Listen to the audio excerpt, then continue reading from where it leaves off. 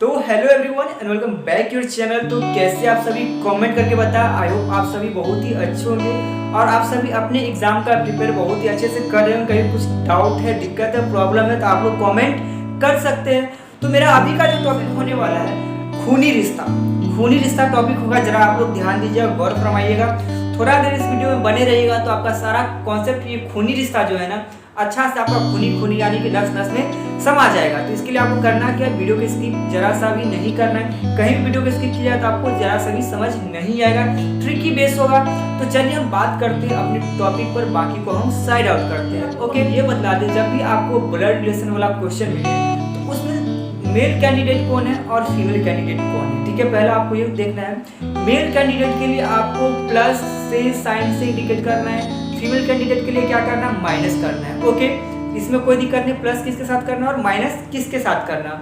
Second आप लोग point है, सेकंड आप लोग ध्यान दीजिएगा, सेकंड आप लोग के लिए ये है कि जो भी आपसे अपर हो, ठीक है ना, आपसे अपर कौन होगा, दादाजी होंगे, ग्रैंडफादर होंगे, या फादर होंगे, या मदर होंगे। ठीक है, आपको जब भी क्वेश्चन बनाते समय आपको ऊपर की ओर एरो से संकेत करना, उसमें आपको किस किस के लिए आपको ऊपर एरो शो करना है। ठीक है, किसके लिए, मदर के लिए, फादर के लिए, ग्रैंडफादर के लिए, ग्रैंड मदर के लिए, आंटी के लिए, फुआ के लिए। अगर आपके क्वेश्चन में ये सब है तो उनके लिए हम क्या ऊपर की तरफ एरो करके शो करेंगे। ठीक है, प्रैक्टिकल जब क्वेश्चन करेंगे ना तो उसमें आप लोग को अच्छा से समझ में आ जाएगा। अभी बस इतना थोड़ा सा ध्यान कर लेना क्या है, जो भी कैंडिडेट सीनियर कैंडिडेट होगा, जो आपसे सीनियर होंगे, उनके लिए हमको क्या शो करना है, ऊपर के लिए, यानी कि ऊपर वाला एरो में दिखाना है। सेकंड आप लोग का बराबरी में आएगा, इक्वली में आएगा, उसके लिए क्या करना है, इक्वली में जैसे आपका क्या आ गया, आप खुद आ जाइएगा, ठीक है, भाई आ जाएगा, ये सब आ जाएगा। ठीक है, एग्जाम्पल नीचे दिया हुआ आप लोग नीचे देख सकते हैं।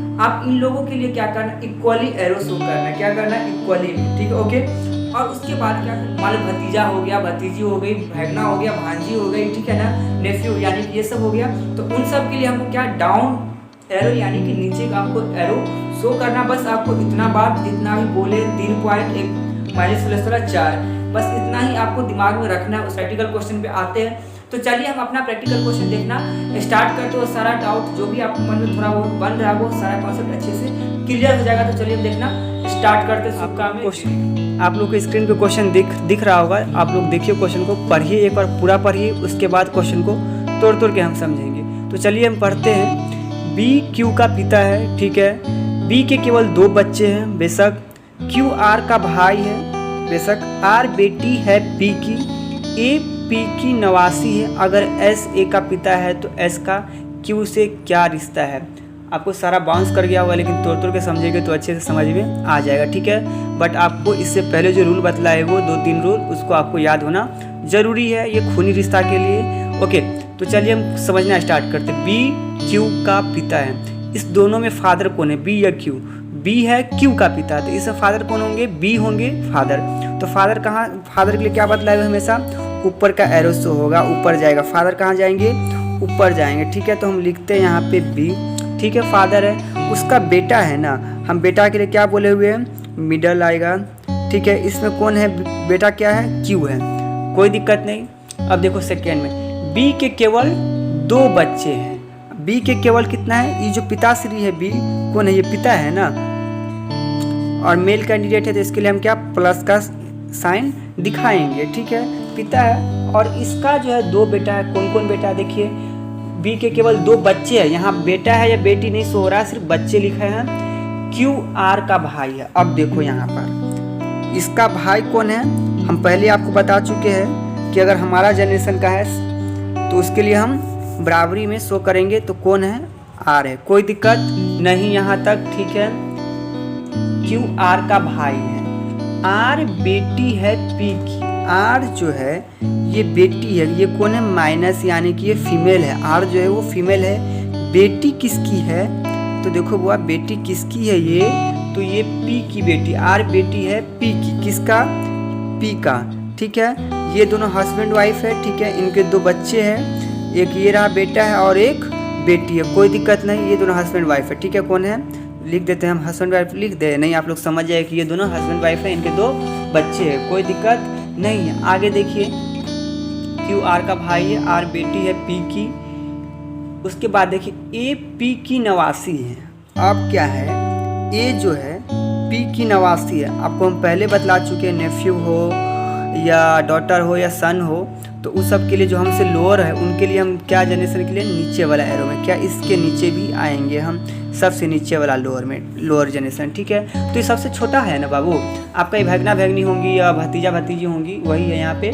नवासी का मतलब भतीजा भतीजी ही होता है।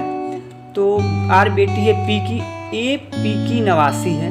तो ठीक है, ए कौन हुआ, ए जो है बाबू ये इसका यानी कि ये बेटी होंगी, नतनी होंगी। ठीक है, आप लोग अपने भाषा में नातनी को क्या बोलते हैं वो आप ही लोग बतलाइएगा कमेंट करके। तो ये क्या हो जाएगा, ये हो जाएगा। ठीक है, इसकी माँ ये और इसकी माँ ये, कोई दिक्कत यहाँ तक नहीं। ठीक है, ए पी की नवासी है, नवासी भी हो गया।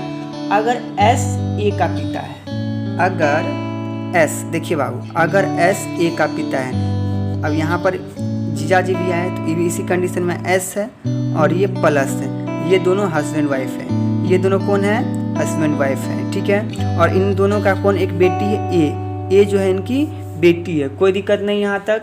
एस ए का पिता, अब हो सकता है ना, एस जो है इसका पिता हो सकता है।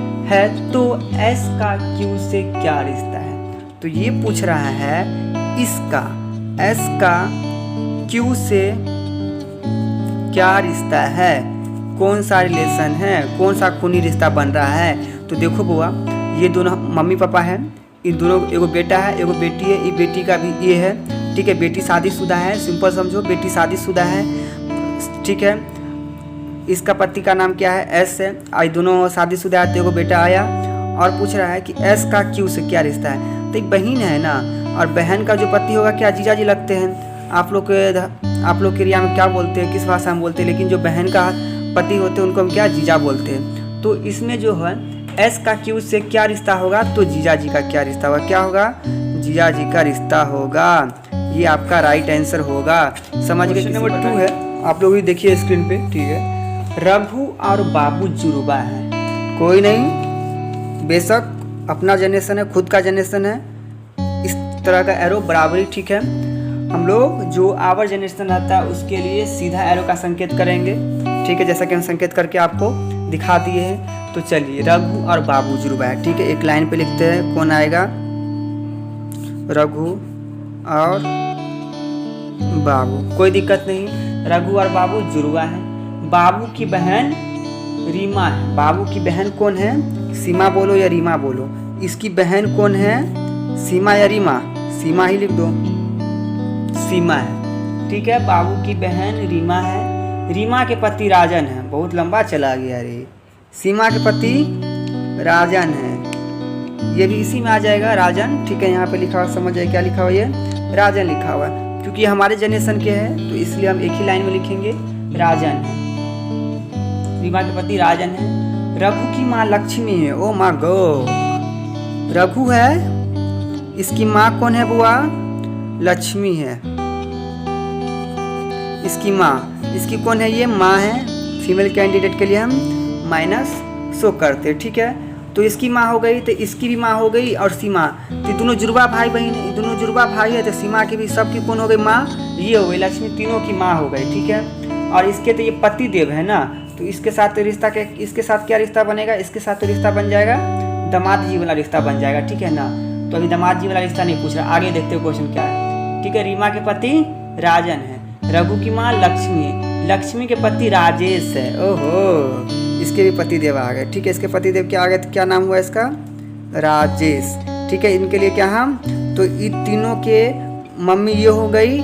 ठीक है, और पापा ये हो गए। हमेशा मदर फादर के लिए हम क्या ऊपर वाला एरो में शो करेंगे, कोई दिक्कत यहाँ पर किसी प्रकार की समस्या नहीं है। ठीक है, लक्ष्मी के पति राजेश है। यहाँ पे मम्मी का बारे में पता चल गया, बहन के बारे में पता चल गया, जीजा के बारे में पता चल गया, और पापा के बारे में भी पता चल गया। ठीक है, पति राजेश है। राजेश का राजन से क्या रिश्ता है, अब बतलाइए।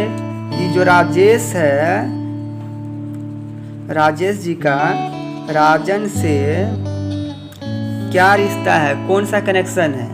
तो देखो, ये साफ साफ कह रहा है क्वेश्चन, राजेश का राजन से क्या रिश्ता है, तो फादर इन लॉ, इसका क्या ही लगेंगे, फादर इन लॉ ही ना, क्या बोलते हैं, ससुर जी ही ना बोलते हैं, आप लोग क्या बोलते हैं, लेकिन हम लोग तो ससुर जी बोलते हैं। इसका क्या होगा, राजन का फादर इन लॉ का रिश्ता होगा। क्या चीज़ का होगा, वो फादर इन लॉ का रिश्ता बनेगा। कोई दिक्कत नहीं है, स्क्रीन पे देख लीजिए। ठीक है, चलिए पढ़ना स्टार्ट करते हैं।